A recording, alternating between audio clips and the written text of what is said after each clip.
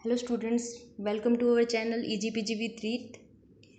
इससे पहले वाली वीडियो में हमने डिस्कस किया था हमारा सिलेबस डिस्कस करने के साथ साथ मैंने आपको बोला था कि मैं आपकी क्विक रिवीजन के लिए एक NCERT के सॉल्यूशन की वीडियो लेकर आऊँगी।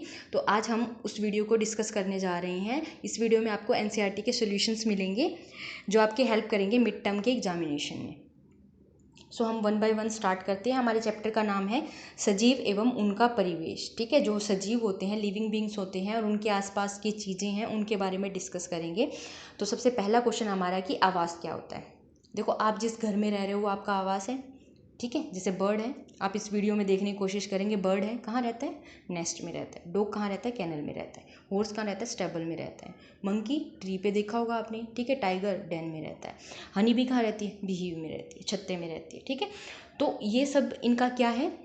इनके रहने की जगह है। उसको ही क्या बोला जाता है? आवास। कि जहाँ पर जीव अपना जीवन यापन कर रहा है, जहाँ पर वो रह रहा है, उसको क्या बोला जाता है? उसका आवास बोला जाता है। अब यहाँ पे देखने की कोशिश करो। रैबिट है हमारा, स्नेक है, रैट है, कहाँ है? बिल में रह रहे हैं। लिजार्ड है, छिपकली है, स्क्विरल है, ठीक है, मंकी है, कहाँ रह रहे हैं? ट्री पर रह रहे हैं। तो ये इनका आवास है बेटा। ठीक है, तो जो जीव जहाँ पर रहता है उसको उसका आवास कहा जाता है। तो हम 1 बाय 1 क्वेश्चन को डिस्कस कर लेते हैं। आवास किसे कहते हैं? किसी भी जीव का वह स्थान जिस पर वो निवास करता है, जहाँ पर उसको अपनी आवश्यकता के अनुसार चीज़ें मिलती हैं, जहाँ पर उसके लिए रहने के लिए खाना, कपड़े, सब कुछ है। ठीक है, तो उसको उसका आवास कहा जाता है। आवास शब्द वास से बना है, जिसका अर्थ है कि एक घर जिस पर वो जीव रह रहा है और वो काफ़ी टाइम से वहीं पर रहता है, तो उसको आवास कहा जाता है। नेक्स्ट आपका है कि कैक्टस मरुस्थल में जीवन यापन के लिए किस प्रकार अनुकूलित रहता है। देखो, मरुस्थल में पाया जाता है। ठीक है, वहाँ का वातावरण आपको पता है कि मरुस्थल का वातावरण कैसा होता है? गर्म होता है। तो जो कैक्टस है हमारा, वो मरुस्थल में पाया जाता है। और वो जीवन यापन कैसे करता है? देखो, मरुस्थलीय जो पौधे होते हैं वाष्पोत्सर्जन द्वारा जल की बहुत कम मात्रा निष्कासित करते हैं, यानी कि उनको पानी की कम आवश्यकता होती है। उनकी पत्तियों पे छोटे छोटे कांटे होते हैं। ठीक है, वो परिवर्तित हो जाते हैं, बदल जाते हैं किसमें? शूल। जिनमें बदल जाते हैं उनको शूल कहते हैं। अधिकतम जो मरुस्थल वाले पौधे हैं उनकी जड़ बहुत गहराई तक गई होती है, तो इसलिए वो पानी को स्टोर करके रखते हैं, क्योंकि उनकी जड़ें लंबी होती हैं। अब देखो, कैक्टस किस प्रकार से रह पाएगा। अब जो हमारा कैक्टस है, इसको देखने की कोशिश करो। ये दिया गया है आपको। ठीक है, इनकी क्या है? डीप में बिल्कुल नीचे तक जड़ें गई हुई हैं। तो यहाँ से वो क्या कर रहा है? पानी को स्टोर करके रखे हुए हैं। ठीक है, तो पानी को स्टोर करके रखता है, काफ़ी टाइम तक उसका पानी स्टोर रहता है अंदर। ठीक है, तो इस प्रकार से वह मरुस्थल में भी रह पाता है। अब आपको रिक्त स्थान फिल करने हैं। पौधों एवं जंतुओं में पाए जाने वाले विशेष लक्षण जो उन्हें आवास में रहने के लिए योग्य बनाते हैं, उन्हें कहते हैं अनुकूलन, एडेप्टेशन। कि मैं अगर शिमला में रह रही हूँ तो मुझे ठंड को अडेप्ट करना पड़ेगा। मैं ठंड में रह सकती हूँ, ठीक है, जैकेट वगैरह डाल के। या फिर मैं गर्मी में कैसे रह सकती हूँ, उसको बोलते हैं अनुकूलन, कि हम किसी भी आवास पर कैसे रह पाते हैं। नेक्स्ट आपका है कि स्थल पर पाए जाने वाले जंतु, ठीक है, या पौधे के आवास को डैश कहते हैं। तो स्थल पर पाए जा रहे हैं, यानी कि स्थल यानी कि मिट्टी पर पाए जा रहे हैं, तो उसको स्थलीय आवास कहते हैं। वे आवास जिनमें जल में रहने वाले जंतु या पौधे रहते हैं उनको क्या कहते हैं? देखो, जल में रह रहे तो उनको जलीय आवास कहेंगे ना। जल में रहने वालों को क्या बोलते हैं? जलीय आवास कहते हैं। अब देखो, जल में कौन रहता है? आपको पता होगा जल में कौन रहता है? फिश रहती है। जल में कौन रहता है? फिश रहती है। तो ये इसका क्या है? जलीय आवास है।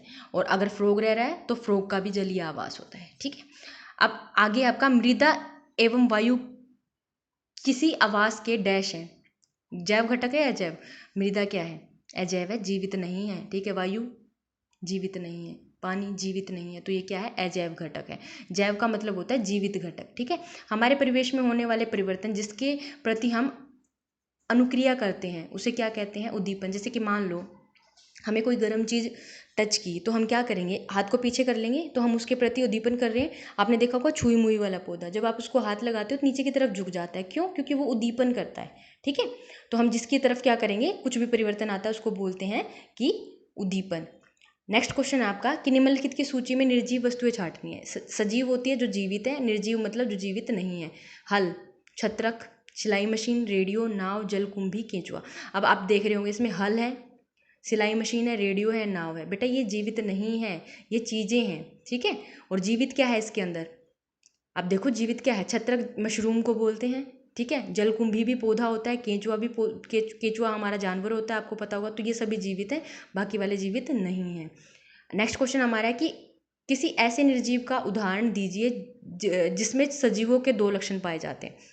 तो आप देखो, बादल बादल चल रहे हैं, ठीक है, और अपना आकार भी बड़ा छोटा कर रहे हैं। तो ये देखो, है तो निर्जीव, बट इसको जीवित में काउंट कर सकते हैं, क्योंकि सॉरी, जीवित में काउंट नहीं कर सकते, जीवित की जो लक्षण है वो इसमें देख सकते हैं हम, क्योंकि जो जीवित जीव है, सजीव है, वो चलते फिरते हैं, खाते फिरते हैं, ठीक है, अपने आकार को बदलते हैं, पहले छोटे होते हैं फिर बड़े हो जाते हैं, ठीक है।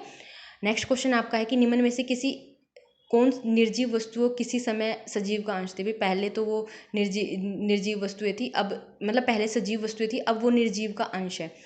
तो मक्खन, चमड़ा, मृदा, ऊन, बिजली का बल्ब, खाद्य तेल, नमक, सेब और रबड़। तो यहाँ पे देखोगे मक्खन, मक्खन किसका था? हमने भैंस से, गाय से निकाला है। तो गाय भैंस क्या है? जीवित है ना। तो मक्खन क्या हुआ? सजीव का अंश हुआ। चमड़ा पशुओं से निकाला है, तो पशु भी तो जीवित था। ऊन भेड़ से निकाली, तो भेड़ भी जीवित है। खाद्य तेल, खाने वाला तेल, पौधों से निकाला, और पौधे भी सजीव होते हैं। तो हमें बताना था कि सजीव का अंश कौन सा है। अब सेब पौधों से मिला हमें, तो ये भी सजीव है। रबड़ पौधों के लेक्टस से मिला, तो ये भी सजीव है। नेक्स्ट क्वेश्चन आपका कि सजीवों के विशिष्ट लक्षण बताने। देखो, सजीव सांस ले सकते हैं, उत्सर्जन करते हैं, प्रजनन करते हैं, 1 से 2 बन जाते हैं, वृद्धि करते हैं, गति करते हैं, चलते फिरते हैं, ठीक है। तो ये सारे क्या है? सजीवों के लक्षण हैं। अब नेक्स्ट क्वेश्चन आपका है, घास के मैदानी क्षेत्रों में रहने वाले जंतु अपना जीवन का अस्तित्व बनाए रखने के लिए तीव्र गति की आवश्यकता होती है, उनको तेज दौड़ने की। तो ऐसा क्यों होता है? अब देखो, एक चीज़ बताती हूँ आपको।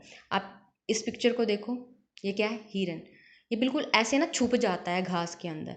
जब ये घास के अंदर छुप जाता है तो ये बड़े वाले जानवर को नहीं दिखता, यानी कि ये हिरन को नहीं दिखता है। तो ये ऐसा क्यों होता है? इसको ना सबसे पहले तो तेज़ दौड़ने की आवश्यकता होती है, क्योंकि अगर शेर आ जाएगा तो उसको पकड़ कर खा जाएगा। तो इसलिए हिरन को तेज़ दौड़ने की आवश्यकता होती है। कोई भी जानवर होता है उसको तेज़ दौड़ने की आवश्यकता होती है जंगल के अंदर, क्योंकि अगर कोई बड़ा जानवर आ जाता है तो उसको खा लेता है, ठीक है। और साथ में क्या है, अगर ऐसा नहीं होगा, अगर ये तेज़ नहीं दौड़ेगा तो इसकी वजह से ये खाया जाएगा, ठीक है। तो घास के मैदान में पेड़ों की संख्या कम होती है और घास और पौधे छोटे छोटे होते हैं। इन्हें अपने शिकार से बचने के लिए तेज गति की आवश्यकता होती है, ताकि वह जल्दी से छुप जाए और बच जाए, ठीक है।